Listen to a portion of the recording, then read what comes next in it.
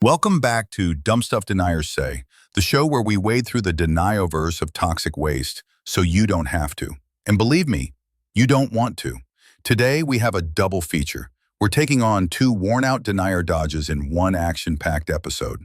First up, a classic, the wonder wall of troll misdirection. The climate has always changed. Yeah, duh. It has.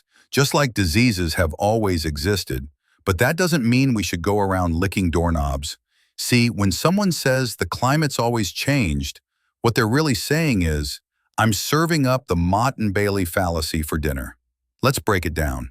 Yes, the climate has changed over millions of years, from orbital wobbles, volcanoes, meteor impacts, and none of these warmed the planet as fast as what we're doing now.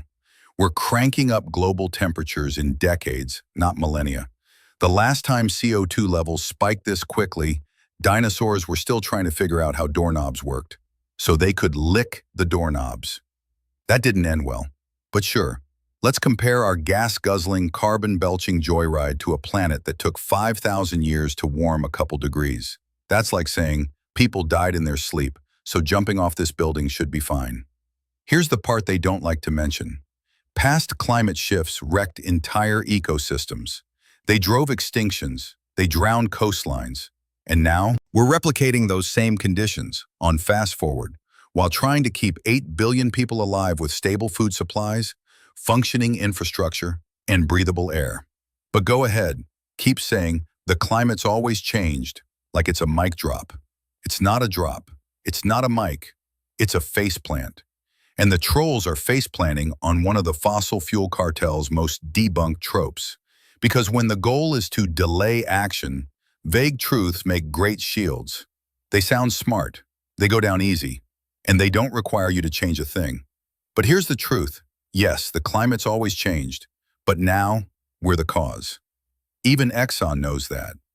We're the asteroid, we're the volcano, only instead of magma, we're spewing CO2, methane, and excuses.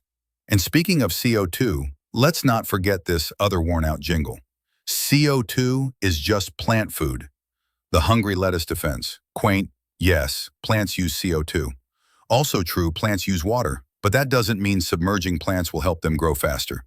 More CO2 does not magically turn the earth into Eden. It stresses ecosystems. It reduces the nutritional value of crops.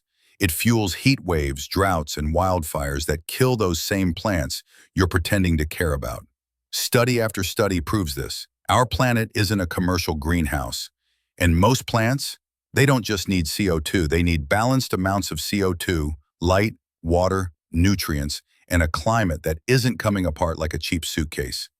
But NASA says the Earth is getting greener, say the trolls. What NASA has made abundantly clear is that this greening is largely a result of expanding agricultural practices in China and India. Funny how that works. So the next time someone hits you with, but CO2 is plant food, just ask them, then why are coral reefs bleaching, crops failing, and forests burning? Spoiler alert, it ain't because the daisies are too happy. That's it for today's episode of Dumb Stuff Deniers Say. Like, subscribe, and tip your waitress. And remember, nothing says, I just ate paint chips during science class like claiming the climate's always changed or CO2 is plant food. See you next time.